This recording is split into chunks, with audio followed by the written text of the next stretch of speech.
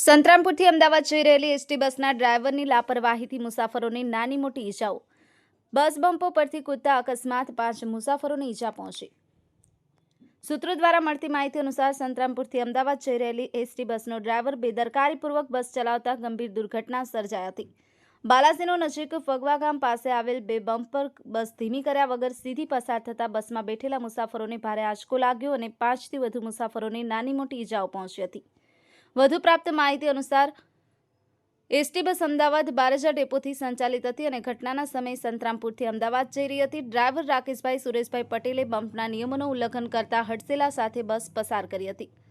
અનાયાસ લાગેલા આંચકાથી ઈજાગ્રસ્ત થયેલા મુસાફરોને તાત્કાલિક 108 એમ્બ્યુલન્સ દ્વારા બાલાસિનોર સરકારી દવાખાને ખસેડવામાં આવ્યા હતા.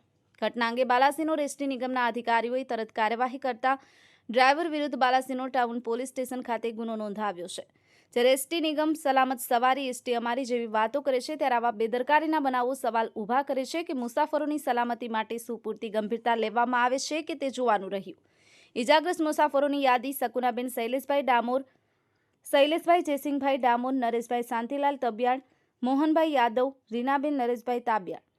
સલમાન મોરાવાલા, વંદે માતરમ ન્યૂઝ ગુજરાત, સંતરામપુર.